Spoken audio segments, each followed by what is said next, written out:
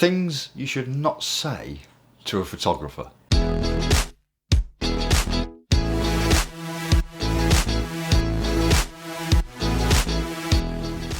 Greetings all. Today's a bit of a weird one, but I wanted to go over a few things that are said to photographers. And I've had these say to me, and I just thought I'd do a quick little vid of the things that you shouldn't say to a photographer. And these are responses that I've given, or I've thought in my head, and then was probably a little bit more diplomatic. This is just for fun. Maybe you've had these said to you, and if you do, these are probably some of the responses that you should give. That's a great photo. You must have an amazing camera. Would you compliment a chef by saying he's got a great oven? I mean, come on. I've done videos of this before where it's not the camera, it's the photographer that takes the photo. He sets up the composition, he'd make sure the lighting's right. There's so much that goes into it. The camera just takes the picture. So it's quite insulting, really. I think this photo would look great in black and white.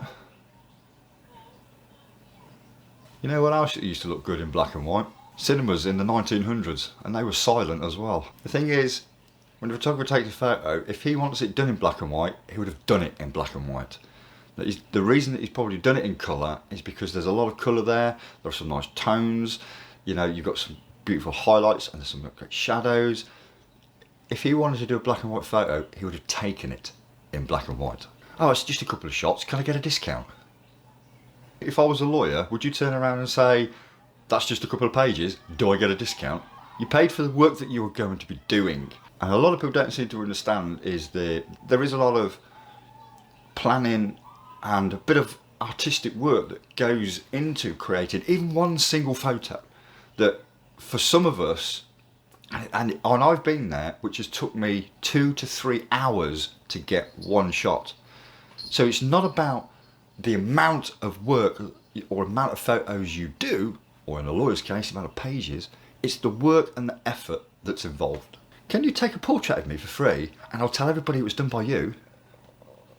The compensation I like to receive for the work that I do should be exchangeable for things like tripods, or in my case, bacon.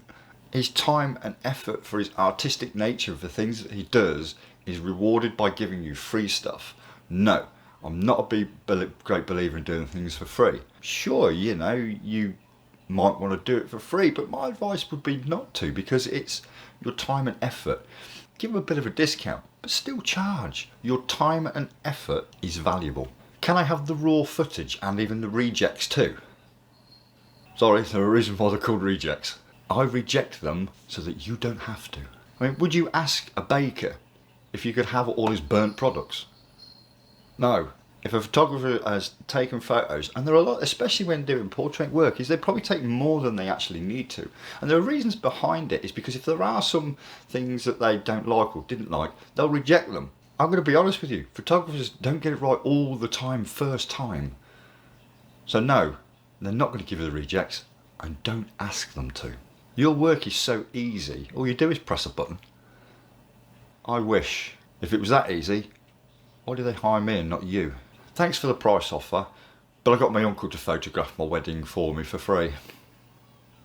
Doesn't even deserve a comment. If you put all your time and effort into planning such a beautiful day like a wedding, everything down from the dress to the location that you're going to have your service in, whether it's a church or a beachfront or something, you've took all that effort and time into creating such a beautiful, magical and wonderful day, and you're going to get somebody just to do it for free, and you're going to end up with photographs that are going to be just mediocre. The photographs are going to be the only memory that you're going to have of that day. And the very last one for this quick little video, your camera only has 16 megapixels. My smartphone has more than that. Congratulations. If the quality of the camera was determined by its zoom, you'd be the world's #1 photographer.